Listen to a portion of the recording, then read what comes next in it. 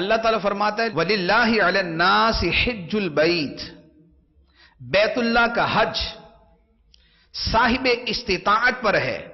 کس لیے ہے؟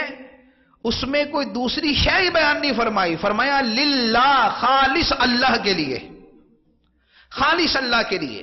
اور افعال حج وہ ہیں کہ جو محبت الہی کو قدم قدم پہ ظاہر کرتے ہیں.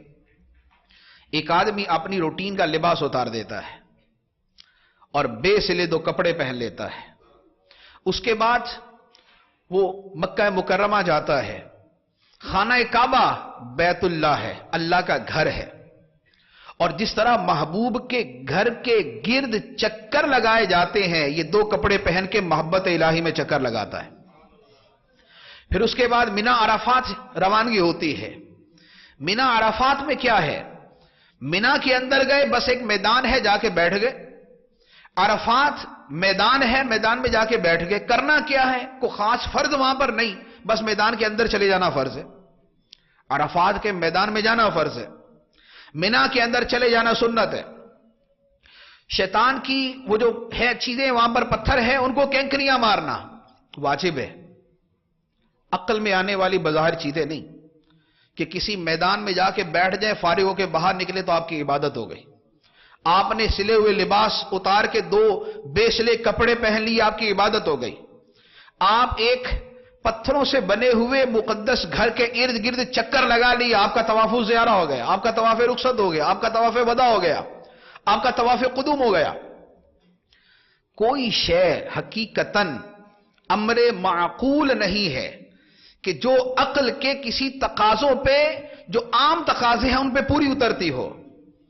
تو وہاں پر بطور خاص پیچھے کیا ہے کہ بھائی وہاں پر جا کے چکر لگانا سمجھ آتا یا نہیں آتا. بس ہمیں اتنا بتا دیا گیا کہ یہ ہمارے خدا کا گھر ہے.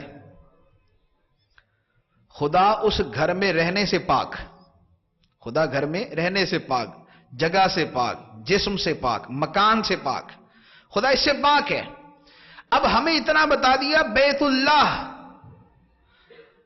نسبت تشریفی کے ساتھ بتا دیا کہ اس مکان کو شرف حاصل ہے اللہ کی طرف منسوب ہونے کا. بس خدا کی طرف منسوب ہونے کا شرف حاصل ہے، جا کے اس کے چکر لگانا شروع کر دی، جا کے اس کے چکر لگانا شروع کر دی. مینا عرفات کے اندر جانا ہے، بھی جا کے کوئی کام تو کرنا نہیں ہوتا. مینا کے اندر جاتے ہیں، جا کے 3 4 5 راتیں وہاں پر گزارتے ہیں، بیٹھے رہتے ہیں. جو نمازیں گھر پہ پڑھنی، جو نمازیں خانہ کعبہ کے پاس پڑھنی، وہی جا کے وہاں پڑھ رہے ہوتے.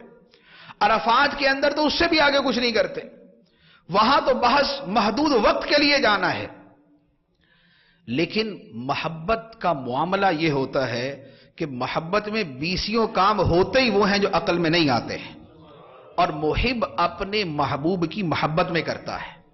اور مومن اور مسلمان کیوں نہ کرے کہ اللہ تعالیٰ نے فرمایا والذین آمنوا اشد حبا للہ، ایمان والے سب سے بڑھ کر، سب سے شدید اللہ سے محبت کرتے ہیں.